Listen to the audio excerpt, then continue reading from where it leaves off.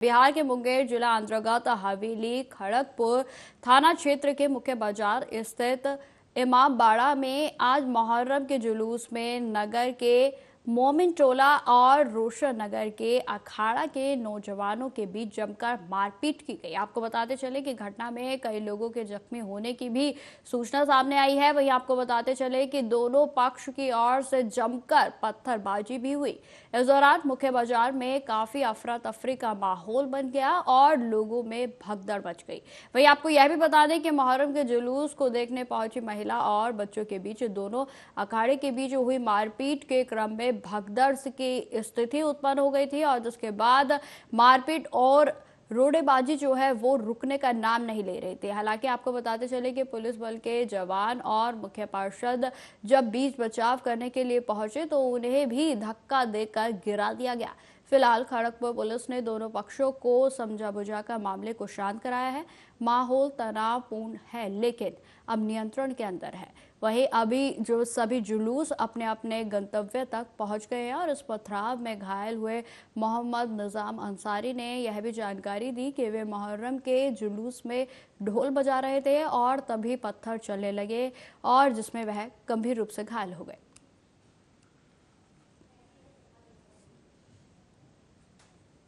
मतलब हम लोग से कोई मैटर नहीं था। हम लोग इन्हें ढोल बजा रहे थे तो हम लोग सबसे साइड में थे और उधर से ईटा पत्थर चला। हम लोग साइड पर खड़े थे और डायरेक्ट मेरे पास सर पर आके मार रहा था।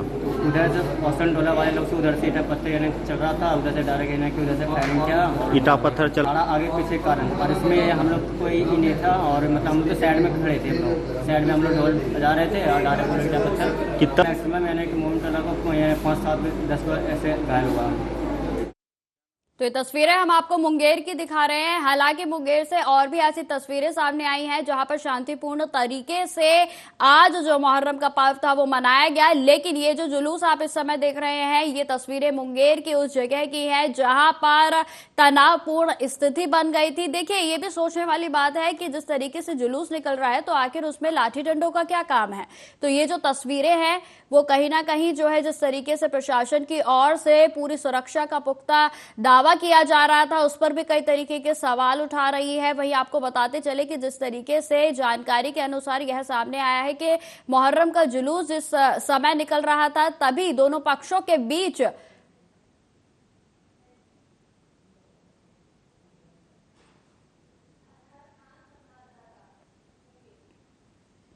तो इसी खबर पर अधिक जानकारी के साथ मुंगेर से संवाददाता अतहर खान हमारे साथ जुड़ गए हैं। तो अतहर, मामले को लेकर फिलहाल क्या ताजा परिस्थिति बनी हुई है? देखिए जो मामला है खड़गपुर थाना क्षेत्र का मामला है। यहाँ पे दो अखाड़ा के हैं, सेक्टोला और मोमिन टोला के दो अखाड़ा पक्ष के लोग हैं। सेक्टोला का कहना है कि हम आगे जाएंगे तो मोमिन टोला का कहना है हम जाएंगे। इसी बात को लेकर दोनों में तनातनी हुई और तनातनी की बात इतनी बढ़ गई कि रोड़ेबाजी पे आ गई। घंटों पथराव हुआ। बाद में खड़गपुर थाना पुलिस के द्वारा दोनों लोगों को समझाया गया। अब जाके मामला शांत हुआ है। लास्ट में एसएसबी की टीम को उतारा गया, तब जाके दोनों पक्ष को समझा करके मामले को शांत कराया गया। इस पत्थरबाजी में 6 से 7 लोग घायल होने की बात आ रही है। जी अतर, जिस तरीके से अभी आपने जानकारी दी कि दोनों जो अखाड़ा पक्ष थे उनकी ओर से जुलूस निकाला जा रहा था, तो यानी कि क्या दोनों जो जुलूस निकल रहे थे वो आमने सामने आ गए थे? देखिए जो मोमिन टोला और रोशन टोला है तो देखिए मोमिन टोला आगे रहते हैं क्योंकि मोमिन टोला आगे है और उसके पीछे रोशन टोला है। अच्छा, तो उन लोगों का कहते हैं कि आप हमको निकलने दीजिए, हमें जाना है। इसी बात को लेकर दोनों भिड़ गए आपस में। आगे पीछे मेन मुद्दा है कि आगे पीछे कि हमको आगे जाना तो हमें आगे जाना है। मेन मुद्दा यही था। इसी बात को लेकर तुतु में और पूर्व में भी जो बात आती है सूचना जो मिल रही है कि वहाँ के जो युवा को पुराना विवाद भी लोगों से चल रहा था दोनों पक्ष के अखाड़ा समिति से।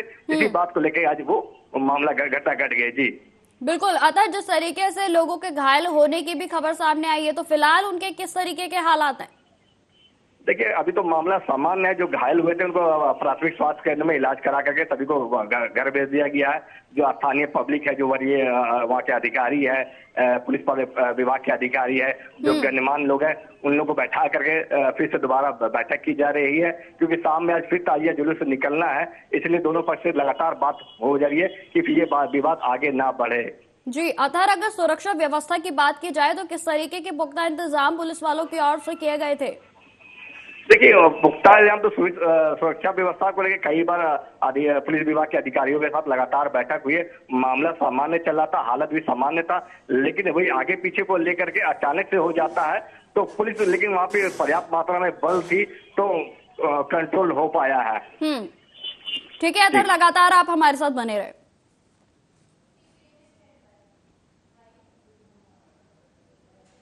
खबरों में आगे बढ़ते हैं। मुंगेर के मैदान में अज्ञात युवती का शव मिलने से हड़कंप मच गया। आपको बताते चले कि यह पूरा मामला मुंगेर जिले के अंतर्गत टिटिया बंबर थाना क्षेत्र के कटरिया पंचायत के मैदान का बताया जा रहा है, जहां पर बाइक सवार 2 लोगों के द्वारा 18 से 20 वर्षीय युवती का शव मैदान में फेंक कर फरार हो गए। और जब स्थानीय लोगों ने शव को फेंकते हुए देखा तो उन दोनों को पकड़ने की कोशिश भी की, पर वो दोनों सभी को चकमा देकर फरार हो गए। और जिसके बाद लोगों के द्वारा टिटिया बंपर थाना क्षेत्र को जो है इस बात की सूचना दी गई थाने में, और वहीं सूचना मिलते ही मौके पर पुलिस भी पहुंची और जिसके बाद पुलिस के द्वारा शव को कब्जे में लेकर छानबीन भी शुरू कर दी गई है। वहीं आपको बताते चले कि इस मामले में प्रमुख पति श्याम लाल दास ने बताया है कि उस ग्रामीणों ने जो है 2 बाइक सवारों के द्वारा मैदान में शव को फेंकते हुए देखा था और जिसके बाद इस बात की सूचना पुलिस को दी गई।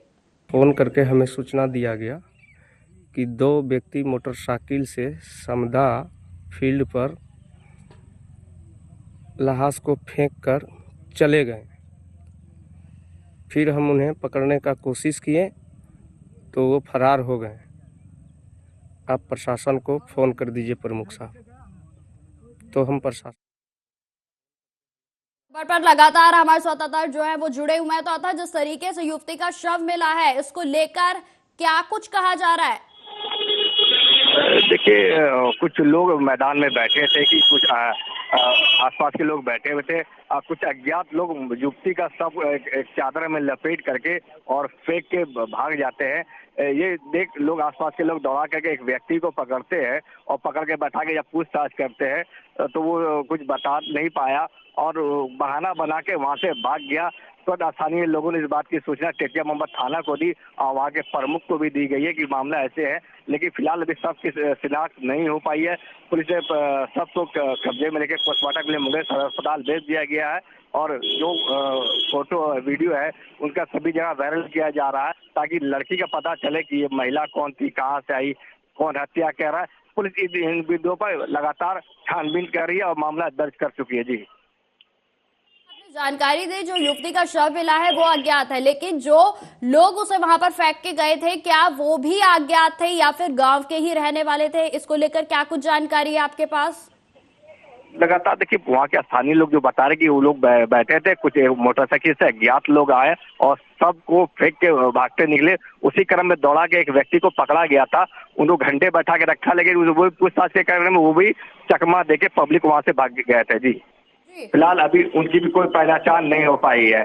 अतः जिस तरीके से अभी आपने यहाँ भी बताया कि जो पोस्टमार्टम की प्रक्रिया है वो शुरू कर दी गई है, तो आखिर कब तक पोस्टमार्टम की प्रक्रिया को पूरा कर लिया जाएगा? देखिए, पोस्टमार्टम की प्रक्रिया मुंगेर वहाँ पे गया, डॉक्टर की टीम वहाँ पे गठित हुई है, पोस्टमार्टम हो चुका है। बाकी अब देखना ये है कि पोस्टमार्टम में क्या रिपोर्ट आएगा, ये तो आने वाला समय बताएगा कि क्या रिपोर्ट आने वाला है उसका। जी, आप हमारे साथ बने रहे।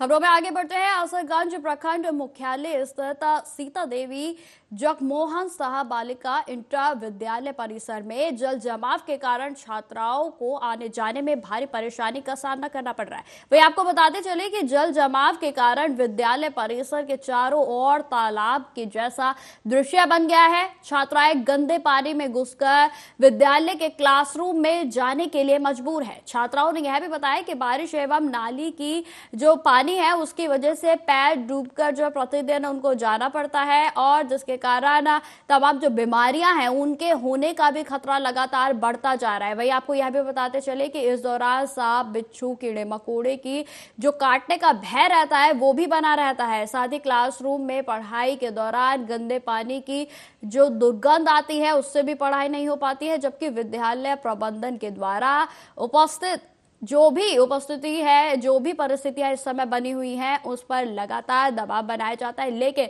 आपको बताते चले कि इस पर किसी भी तरीके का एक्शन अभी तक नहीं लिया गया है। क्यों ना आप लोग स्कूल जा रहे हैं? सर यहाँ पे दिक्कत क्या आ रही है, देखिए एक तरफ से नाली का पानी आ रहा है, बारिश जो हो रहा है उसका भी पानी यहाँ पे आ रहा है, उससे कितना गंदगी बढ़ रहा है, उसी में गंदगी हम लोग आप लोग चाह रहे कि अंदर जाए, कितना दिन तक जाए। रोज का यही नियम, जब भी बारिश पड़ता है तो पानी भर जाता है, हमेशा इतना दूर तक पानी, उसमें से हम लोग कैसे पढ़ने जाए। एक तो पाँव खराब है, कल तो यहाँ पे सांप भी देखा गया है, पानी में इन्फेक्शन भी हो रहा है पानी। आप लोग कह रहे बेटी पढ़ो, क्या पढ़ेगा, पूरा गंदा पानी चला। और अगर स्कूल ना हो तो नाम काट देता है, ये कौन नियम है? जब साफ तो रहेगा तो ना सर हम लोग पढ़ने के लिए जाए, अब कुछ है ही नहीं। सीधा आओ अंदर जाओ पढ़ जाओ, वो पानी इतना भर गया है कि लगता है कि पूरा एकदम पटियाला ऊपर। कितने दिनों से चल रहा है जलमा? 3-4 दिन से चल रहा है, आप देख ही रहे हैं बारिश कितना दिन से हो रहा है। 3-4 दिन से यही नियम हो रहा है, पूरा गंदा हो गया पैर हम लोग का, और हम लोग का ड्रेस भी गंदा हो जाता है इसके चक्कर में। और सांप यहाँ पे कीड़ा कुछ क्या कहते हैं? आके गए थे, बोले कि इसका क्या बोलते हैं संविधान होगा, बट कुछ नहीं हुआ अभी तक में। देखिए अभी तो बारिश का सीजन है, अभी तो 1-2 महीने तो लगातार बारिश, तो इसको 2 महीने 3 महीने हम लोग लगातार जाएंगे तो इस टाइप में हम लोग की तबीयत नहीं खराब होगा। अगर ऐसे होगा तो हम लोग कैसे आएंगे? प्रिंसिपल मैम को आप लोग क्या कहा? प्रिंसिपल मैम को बोले, प्रिंसिपल मैम कुछ बोल ही नहीं रही, तो हम लोग क्या बोले प्रिंसिपल मैम को? तो प्रिंसिपल मैम अच्छा, क्या नाम बताया आपने? आरती। कौन से क्लास में है? 12th क्लास में। क्यों ना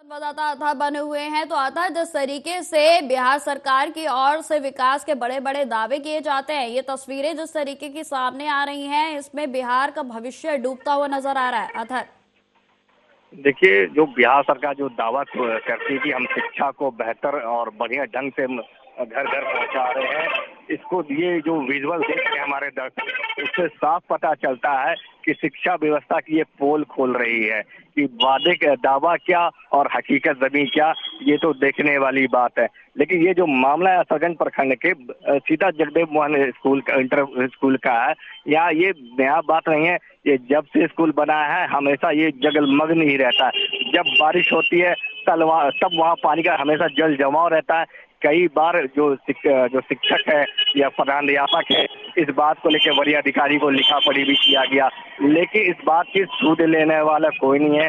बच्चे अपने जान को जोखिम में डाल के शिक्षा ग्रहण करने विद्यालय जाते हैं, जिसके कारण बच्चों को पानी का इन्फेक्शन भी हो जाता है, पाँव में पकोई भी हो जाती है, काफी बच्चों को समस्या होता है, जिसके कारण बच्चे स्कूल जाना छोड़ भी देते हैं। लेकिन बिहार सरकार का जो फरमान निकला पड़ा है कि बच्चे अगर विद्यालय नहीं जाएंगे तो उनका नाम काट दिया जाएगा, इस भय से बच्चे भी अब स्कूल मजबूरी में जाते हैं।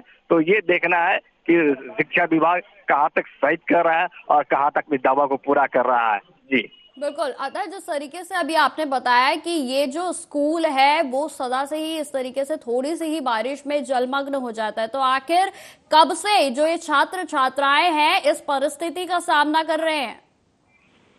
देखिए, ये जो मैंने पहले भी कहा था कि जब जब हल्की बारिश होती है, ये नया मामला नहीं है, ये 2-3 साल लगातार से चला आ रहा है। और सबसे बड़ी बात, इसके बगल में एक नाला भी है, जो नाले की सफाई भी नहीं होता, और असरगंज प्रखंड का जितना भी नाला है सब उससे जुड़ा पड़ा है। लेकिन नाला ओवरफ्लो होता है तो स्कूल विद्यालय में पानी जाता है। यहाँ विद्यालय की भी है लापरवाही है, और जो नगर पंचायत है उसकी भी लापरवाही, दोनों का खामियाजा जो वहाँ की छात्राएं हैं, छात्र वो भुगत रही हैं, लेकिन मजबूरी में है, पढ़ना है तो स्कूल जाना है। जी, तमाम जानकारी के लिए आपका बहुत बहुत धन्यवाद।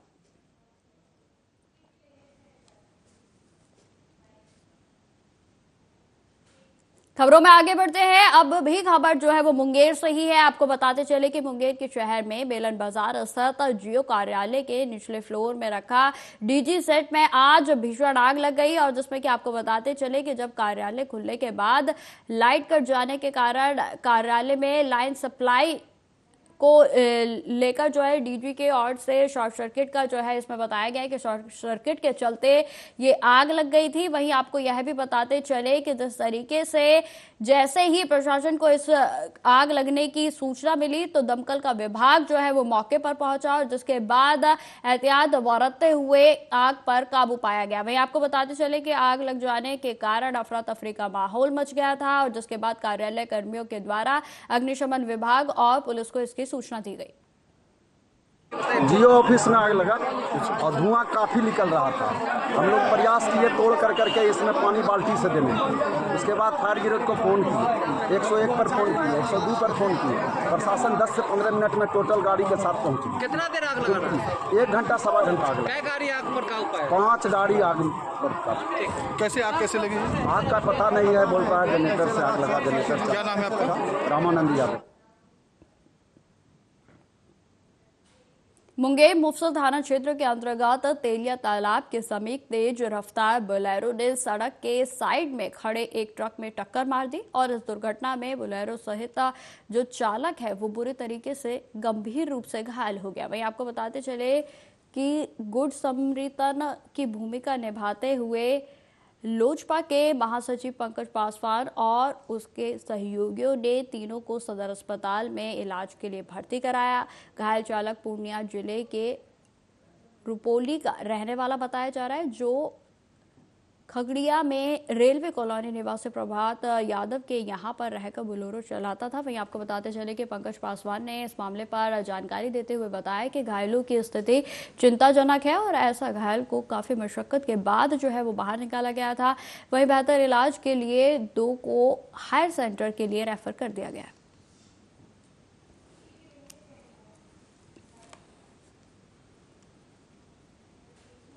गोपालगंज जिले के जादवपुर थाना क्षेत्र के मंगलपुर पुल के पास राजवाही गांव के समीप एक घायल युवक की संदिग्ध परिस्थितियों में मौत हो गई और जिसके बाद परिजनों के द्वारा डायल 112 के साथ शव को लेकर गोपालगंज सदर अस्पताल पहुंचे और जहां पर सदर अस्पताल में डायल 112 के पुलिसकर्मी के खिलाफ आक्रोश व्यक्त करते हुए कार्रवाई की मांग की गई। हालांकि सूचना पाकर सदर अस्पताल पहुंची नगर थाना की पुलिस ने आक्रोशित लोगों को समझा बुझाकर मामले को शांत कराया। मृतक की पहचान जादवपुर थाना क्षेत्र के मशान थाना गांव निवासी झूलन यादव के 26 वर्षीय बेटा सुनील यादव के रूप में की गई है। वहीं आपको बताते चले कि मामला संदिग्ध लग रहा है और एक्सीडेंटल की संभावना भी जताई जा रही है, जिसमें परिजनों के आवेदन को पर जो है अज्ञात FIR दर्ज करते हुए पोस्टमार्टम की प्रक्रिया के लिए शव को भेज दिया गया।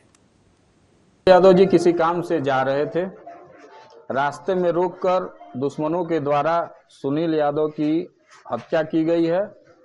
हमारे राष्ट्रीय जनता दल के जादवपुर दुखहरण के एक मजबूत कार्यकर्ता थे, पंचायत अध्यक्ष थे और लगातार 10 साल से पंचायत समिति के प्रतिनिधि हैं। राजनीति में वो लोग का सरोकार रहा है, रहते हैं वो लोग। राष्ट्रीय जनता दल यह मांग करता है कि सुनील यादव को मारा गया है और सुनील यादव के जो भी दोषी है उनको 24 घंटे के अंदर प्रशासन जल्द से जल्द गिरफ्तार करे। घटना राजवाही गांव में, जो मेन राजवाही गांव है रोड पे, वहां पे हुआ है। उनके साथ दुर्घटना हुई है, उनके साथ मारपीट की गई है।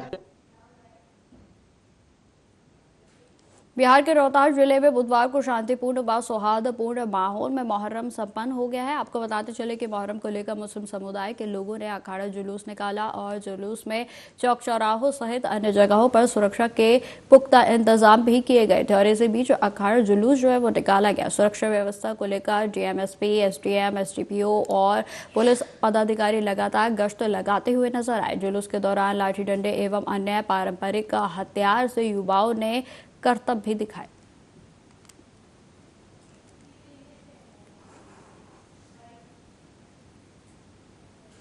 औरंगाबाद के कासपा थाना की पुलिस ने पिछले दिनों विधवा के साथ हुए दुष्कर्म मामले में न सिर्फ खुलासा कर दिया है बल्कि दुष्कर्म की घटना को अंजाम देने वाले हब्सी को भी गिरफ्तार कर लिया। आपको बताते चले कि युवक नंदकिशोर विश्वकर्मा को गिरफ्तार कर लिया गया है और SP स्वप्ना जी मेश्राम ने यह भी जानकारी दी कि कासमा थाना क्षेत्र के पचार गांव में उसे गिरफ्तार किया गया है। उन्होंने यह भी बताया कि 24 जून को हुई इस घटना के बाद इसके उद्भेदन के लिए एक विशेष टीम गठित की गई थी और जिसके बाद टीम ने वैज्ञानिक अनुसंधान, टावर जंप तथा CCTV फुटेज के आधार पर यह कार्रवाई की।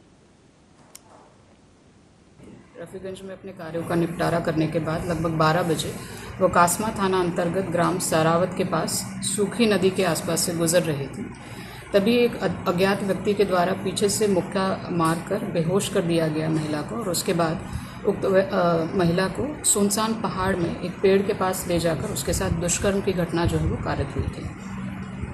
जब महिला को होश आया उसके बाद वो त्वरित थाना आई, थाना को जो है इस संबंध में जानकारी दी और उसके बाद जो है हम लोगों ने इस संबंध में महिला थाना कांड संख्या 41/24 सुसंगत धाराओं में दर्ज करते हुए और घटना की गंभीरता को देखते हुए एसआईटी का गठन किया। एसआईटी जो है वो एसडीपीओ सदर 2 के नेतृत्व में और साइबर डीएसपी के नेतृत्व में हम लोगों ने गठित की। जो गठित टीम है इनके द्वारा वैज्ञानिक अनुसंधान, tower dump, CCTV footage, manual input और पीड़िता के बताए अनुसार अभियुक्त का हुलिया इत्यादि के आधार पर और जो इसका शरीर का बनावट दुबला पतला, गोरा शरीर, हाथ में थोड़ा कटा हुआ निशान, कपड़े का पहनावा इत्यादि के आधार पर कांड की अप्राथमिकी अभियुक्त नंद विश्वकर्मा, उम्र करीब 32 ईयर्स, पिता रामेश्वर विश्वकर्मा, साकिन पचार, थाना कासमा को जो है वो पूछताछ हेतु थाना लाया गया। तो फिलहाल इस बुलेटिन में इतना ही। देश दुनिया की तमाम खबरों की जानकारी के लिए बने रहे हमारे साथ। नमस्कार।